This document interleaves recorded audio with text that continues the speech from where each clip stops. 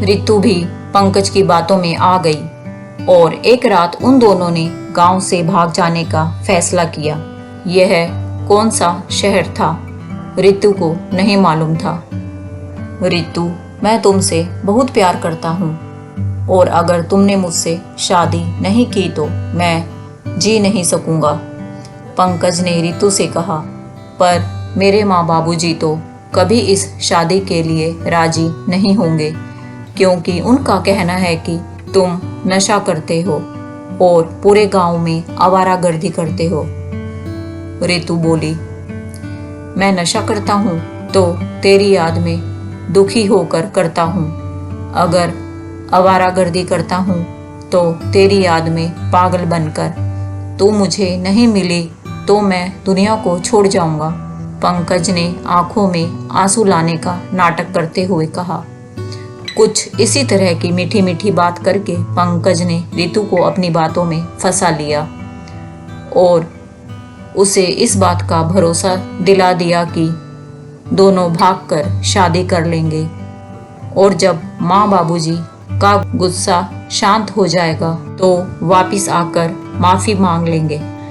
रितु भी पंकज की बातों में आ गई और एक रात उन दोनों ने गांव से भाग जाने का फैसला किया। यह कौन सा शहर था, रितु को नहीं मालूम था। वह तो बस पंकज पर यकीन करके उसी के साथ चली आई थी। रितु को लेकर पंकज एक बड़े से मकान में पहुंचा। उस कमरे में जरूरत की सारी चीजें पहले से ही मौजूद थी। पंकज ने रितु को बताया कि उन दोनों को आज ही मंदिर में शादी करनी होगी और इसके लिए उसे बाजार जाकर कुछ जरूरी सामान लाना होगा। पंकज के बाहर जाने के बाद रितु वहीं पड़े एक बिस्तर पर लेट गई और उसकी आंख लग गई। जब थोड़ी देर बाद रितु की आंख खुली तो कमरे में पंकज कहीं नहीं दिखाई दिया। कोने में एक आदमी बैठा हुआ था जो उसे खा जाने वाली नजरों से घूर रहा था। एक अजनबी को इस तरह से घूरता हुआ देखकर रितु घबरा उठी। कौन हो तुम? पंकज कहाँ है? कहते हुए रितु हकला रही थी। मेरा नाम प्रकाश है। उसने कुछ बताया नहीं तुझे क्या? चालबाजी से मुस्कुराते हुए प्रकाश ने पूछा। मुझे मेरे पति के पास जाना है। रितु की घबराहट अब बढ़ने लगी थी। अब उसे भूल जा। वह तो तुझे मेरे हाथों बेच गया है और बदले में 2 लाख रुपए ले गया है, प्रकाश ने कहा। प्रकाश की बातें सुनकर रितु चीखने लगी। मेरा पंकज कहाँ है? मुझे वहीं पहुंचा दो। प्रकाश इलाके का एक रसूख वाला आदमी था। रितु का चीखना और रोना सुनकर उसको गुस्सा आ रहा था। वह उठा और रितु को मारने की गरज से उसने हाथ उठाया ही था कि तभी कमरे में एक बूढ़ी औरत आई। वो प्रकाश की माँ थी। अरे प्रकाश, तू इसे छोड़ दे, मैं समझाती हूँ इसे। देख लड़की, अब मेरा बेटा प्रकाश ही तेरा पति है और जिसे तू अपना पति कह रही है ना, वह आदमी तो तुझे यहाँ बेचकर चला गया। बूढ़ी की बात सुनकर रितु को भरोसा नहीं हो रहा था। वह सहम रही थी। अब डरने से काम नहीं चलेगा लड़की। जैसा मैं कहती हूँ वैसा करती चल, राज करेगी यहाँ पर। थोड़ा रुककर फिर उस बूढ़ी माँ ने बोलना शुरू किया। देख, सच्चाई यह है कि मेरी बहू बच्चा पैदा नहीं कर पा रही है। वह दुष्ट हमारे घर को जायदाद का वारिस नहीं दे पाई है, इसलिए हमें एक ऐसी लड़की की जरूरत थी जो हमारे ठाकुर खानदान को वारिस दे सके। अब तू आसानी से मान गई तो ठीक, नहीं तो हम मजबूर हो जाएंगे, समझी? इस इलाके में औरतों की तादाद मर्दों के मुकाबले वैसे भी कम है, इसलिए यहाँ तो केवल मेरा बेटा ही तेरे साथ संबंध बनाएगा और वे सारे सुख देगा जो ये अपनी असली पत्नी को देता है। तूने अगर भागने की कोशिश की तो बाहर कितने लोग तेरा बलात्कार करेंगे, तू गिन भी नहीं पाएगी। नहीं, ऐसा नहीं हो सकता। तुम लोग झूठ बोल रहे हो। मुझे पंकज के पास जाना है, रितु चीख रही थी। हाँ हाँ, चली जाना अपने पंकज के पास। एक बात कान खोलकर सुन ले, हमें भी तुम्हारी जरूरत नहीं। हमें एक लड़का दे दे और फिर चली जाना यहाँ से। प्रकाश गुस्से में बोल रहा था।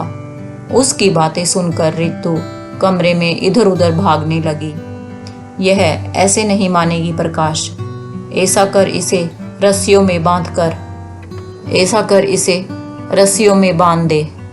कुछ दिन में ही इसका दिमाग सही हो जाएगा, बूढ़ी ने कहा। प्रकाश ने एक रस्सी मंगवाकर रितु को बिस्तर के पाइन से बांधकर दरवाजा बाहर से बंद कर दिया। रितु को 2 दिन का समय सोच विचार करने के लिए दिया। रितु कमरे में बंधी हुई सिसकती रही। उसे क्या पता था कि किसी से प्यार करने की इतनी बड़ी सजा मिलेगी। आज उसे पछतावा हो रहा था। पूरे 24 घंटे हो चुके थे। रितु ने कुछ भी नहीं खाया था। अचानक कमरे का दरवाजा खुला। रितु किसी के आने की बात सोचकर अंदर तक दहल गई थी। उसने अपने आप को और भी समेट लिया था। सुनो, कुछ खा लो, ऐसे कब तक पड़ी रहोगी? यह एक औरत की आवाज थी। आवाज सुनकर रितु ने आंखें ऊपर की तो देखा कि एक खूबसूरत औरत सिर पर पल्ला डाले, हाथों में खाने की थाली लिए उसके सामने खड़ी है। रितु समझ गई कि ये प्रकाश की पत्नी है। मेरा नाम आरती है और तुम्हें मुझसे डरने की जरूरत नहीं है। हालांकि मेरे आदमी को अपने बस में करके तुम मेरी सौत बन सकती हो, लेकिन फिर भी मैं तुम्हें खाना खिलाने आई हूँ। प्रकाश की पत्नी ने रितु के बंधनों को खोला और रितु के हाथ मुंह को साफ किया। ये कुछ कपड़े लाई हूँ, चाहो तो नहाकर इन्हें पहन सकती हो और फिर खाना खा लो। आप मुझे इतना बता दीजिए कि अगर मेरी जगह आप होती तो क्या आप खाना पीना खा सकती थी? अगर आपने किसी से प्यार किया होता और वे आपको धोखा दे दे तो आपको कैसा लगता? देखो, मैं यहाँ बरसों से हूँ और मैं यही कहूँगी कि जो तुमसे कहा जा रहा है उसे मान लो, क्योंकि तुम्हारे रोने का कोई भी असर इन पर नहीं होने जा रहा है। आरती ने रितु को समझाते हुए कहा। पर फिर भी रितु को आरती की बातें समझ नहीं आ रही थी। उसे तो लग रहा था कि एक बार अगर वह यहाँ से भागने में कामयाब हो गई तो सीधा अपने गांव जाकर माँ बाबूजी से माफी मांग लेगी। पर शायद यह सब इतना आसान नहीं होने वाला था। कुछ दिन बीतने के बाद प्रकाश की माँ फिर से उस कमरे में आई। उनके साथ में प्रकाश भी था। सुन लड़की, जाकर नहा धो ले और साज श्रृंगार भी कर ले। वैसे तू श्रृंगार नहीं भी करेगी तो भी कोई असर नहीं पड़ने वाला है। और बेटे प्रकाश, तू आखिर किस दिन का इंतजार कर रहा है? अब समय आ गया है, तुझे अपनी मर्दानगी साबित करनी होगी। दिखा दे दुनिया को, मेरा बेटा प्रकाश भी एक बेटा पैदा करने की ताकत रखता है। प्रकाश को मानो इसी का इंतजार था। रितु के लाख हाथ पर पटकने के बाद भी प्रकाश ने दरवाजा बंद किया और एक एक करके रितु के सारे कपड़े उतार फेंके। उसके अनछुए बदन को अपने बदन से रगड़ने लगा और उसका बलात्कार किया। 1-2 बार नहीं बल्कि पूरे महीने तक बिना नागा किए प्रकाश रितु के साथ बलात्कार करता रहा। रितु रोती रही और बलात्कार का शिकार होती रही, पर उसका रोना सुनने वाला वहां कोई नहीं था। एक दिन प्रकाश की माँ रितु के कमरे में आई। उनके साथ एक डॉक्टर भी थी। इसे चेक करके बताओ कि यह पेट से हुई भी है कि नहीं। डॉक्टर अपने काम में लग गई और रितु के कुछ सैंपल लेकर उनकी जांच की। कुछ देर बाद डॉक्टर ने रितु के पेट से होने की सूचना दी। प्रकाश को यह बात पता चली तो वह खुशी से फूला न समाया। आज उसे अपनी मर्दानगी पर बड़ा घमंड हो रहा था। उसने मान लिया था कि औरत बदलने से वह बेटे का बाप बन जाएगा। रितु पेट से क्या हुई, उसके कमरे में सूखे मेवे फल का अंबार लगा दिया गया। किसी चीज की कोई कमी नहीं रहने दी। रितु के आसपास प्रकाश और उसकी माँ रोज आते, रितु के पेट पर नजर डालते और इशारों इशारों में ही खुश होते।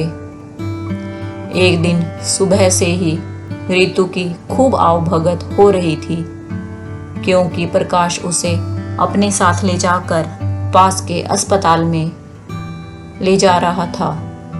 प्रकाश वहां जाकर रितु के पेट में पल रहे भ्रूण के लिंग की जांच कराता और अगर रितु के पेट में लड़की पल रही होती तो उसे गिरा देता।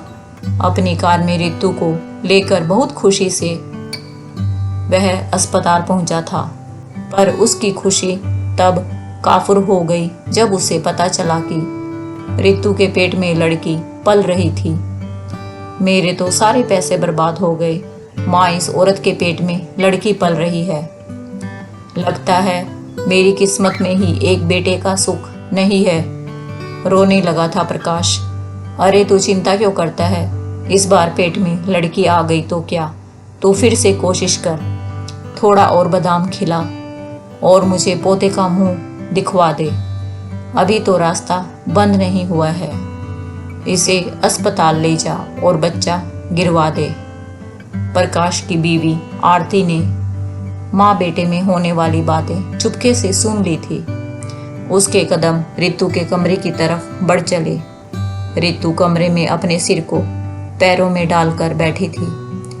उसकी सुनी आंखों में जीवन खत्म होता हुआ सा दिख रहा था। आरती रितु के करीब जाकर उसे पुचकारने लगी। मुझे इस दर्द में देखकर तुम्हें तो बहुत ही अच्छा लग रहा होगा। तुम तो ठहरी ठकुराइन, भला तुम मेरे दर्द को क्या समझोगी? आखिरकार तुम कैसी औरत हो? रितु का दुख अंदर से उमड़ पड़ा था। नहीं, मुझे तुम गलत मत समझो। जब भी मैं पेट से होती हूँ, ये लोग मेडिकल जांच कराकर पेट में लड़का या लड़की होने का पता लगा लेते हैं। अगर लड़की होती है तो मेरा बच्चा गिरवा देते हैं। मेरी सास और मेरे पति ने मिलकर मेरा 2 बार बच्चा गिरवाया है। बेटा न पैदा कर पाने के लिए मुझ पर कितना जुल्म ढाया है इन लोगों ने, वह मैं जानती हूँ। मैं तो खुद ही अभागी हूँ। आरती की आंखों में भी नमी थी। तो फिर तुमने आवाज क्यों नहीं उठाई, या फिर तुमने भागने की कोशिश क्यों नहीं की? रितु ने पूछा। यहाँ से तो भागना मुमकिन नहीं है, क्योंकि आसपास के इलाके में प्रकाश के आदमी फैले हुए हैं जो उसके इशारे पर कुछ भी कर सकते हैं। मैंने आवाज उठाई तो मुझ पर कई तरह के जुल्म किए गए, और जब ये लोग मुझे शहर के अस्पताल में मेरा पेट गिरवाने ले गए, तब मैं बहाने से वहाँ के टॉयलेट में गई और मैं भागने की जगह तलाशने लगी। वहाँ खिड़की में लगे शीशे को सावधानी से हटाकर बाहर का रास्ता मिल सकता था, और मैंने वही किया। पर जैसे ही मैं पास ही बने एक पुलिस चौकी में पहुंचने वाली थी, मेरे पति प्रकाश ने मुझे पकड़ लिया और मारते हुए घर ले आए। तब से लेकर आज तक मैं यहीं कैद होकर रह गई हूँ। सिसकियों में टूट गई थी आरती। रितु ने उसे पानी पीने को दिया। आरती कुछ देर चुप रहने के बाद बोली, ये लोग तुम्हें भी अस्पताल ले जाकर तुम्हारा बच्चा गिरवाने की कोशिश करेंगे। मुमकिन है कि यह वही अस्पताल हो जहां मुझे ले जाया गया था। तुम टॉयलेट में जाकर खिड़की के शीशे देखना। अगर तुम्हें लगे कि इन्हें हटाकर भागने में मदद मिल सकती है तो तुम वहां से भाग जाना। पर मेरी तरह टॉयलेट जाने का बहाना मत बनाना, नहीं तो इन्हें शक हो सकता है। बेहतर होगा कि तुम किसी और बहाने से ऐसी जगह पहुंचो जहां से बाहर भाग सको। बस तुम्हारी रिहाई का यही रास्ता है। आरती ने रितु को बताया। आरती गलत नहीं थी। कुछ देर बाद ही प्रकाश रितु को लेकर अस्पताल जाने के लिए रवाना हो गया। अस्पताल में रितु का बच्चा गिरवाया जाना था, पर रितु सावधान थी। उसने नर्स से उल्टी आने की बात कही। नर्स ने उसे बाथरूम दिखा दिया। यह वही अस्पताल था जहां आरती को पहले लाया गया था। अंदर जाकर रितु ने देखा कि खिड़की के शीशे को हटाकर भागा जा सकता है, पर ऐसा करने में बेहद सावधानी की जरूरत थी। कांच के टूटने की आवाज सुनकर बाहर बैठे प्रकाश को किसी भी तरह का शक हो सकता था, पर अपने ऊपर तरह तरह के जुल्मों के शिकार रितु को कोई भी रिस्क उठाने को तैयार थी।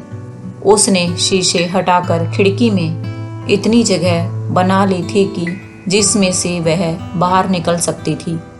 आखिरकार उसकी कोशिश कामयाब हुई और खिड़की से बाहर आकर उसको एक नई ताजगी का एहसास हुआ। बाहर निकलकर रितु सीधे पुलिस चौकी पहुंची और प्रकाश और उसकी मां के खिलाफ रिपोर्ट दर्ज कराई। पुलिस प्रकाश के घर पहुंची और प्रकाश और उसकी मां को गिरफ्तार कर लिया। पर इंस्पेक्टर साहब, इस बात का क्या सबूत है कि मैंने इस लड़की पर जुल्म किए हैं? इसके पेट में पल रहा बच्चा मेरा ही है, प्रकाश तेज आवाज में बोल रहा था। मैं देती हूँ सबूत आपको इंस्पेक्टर साहब। आरती सामने से आती दिखाई दी। उसे इस रूप में इस तरह से बात करते हुए देखकर प्रकाश का मुंह खुला का खुला रह गया। हाँ, मैं हूँ गवाह रितु पर हुए हर जुल्म और सितम का, और न केवल रितु पर बल्कि मुझ पर भी इन लोगों ने एक लड़की की चाहत में अनगिनत जुल्म किए हैं। गिरफ्तार कर लीजिए इनको। पुलिस ने प्रकाश और उसकी मां को गुनाह साबित होने के बाद जेल भेज दिया। उसके बाद पुलिस ने पंकज की खोज शुरू की और जल्द ही पुलिस ने पाया कि पंकज लड़कियों को अपने प्यार के जाल में फंसाकर कहीं और ले जाता और बाद में उन्हें बेचने का काम बड़े पेशेवर ढंग से करता था। पुलिस ने पंकज को पकड़कर जेल में भेज दिया। प्यार में एक बार धोखा खाने के बाद रितु ने फिर कभी किसी दूसरे मर्द पर भरोसा नहीं किया। हाँ, आरती ने उसकी सौतन से उसकी सहेली बनकर उसका यकीन जिंदगी भर के लिए हासिल कर लिया था। दोस्तों, इस कहानी को ज़्यादा से ज़्यादा शेयर करें। हो सकता है ऐसा करके हम किसी लड़की को ऐसे भेड़ियों के जाल में फंसने से बचा पाएं। और यदि कहानी अच्छी लगी है तो इसे लाइक करें तथा ऐसी ही अच्छी अच्छी कहानियाँ सुनने के लिए मेरे चैनल को सब्सक्राइब करना ना भूलें। मिलते हैं जल्दी ही एक नई कहानी के साथ।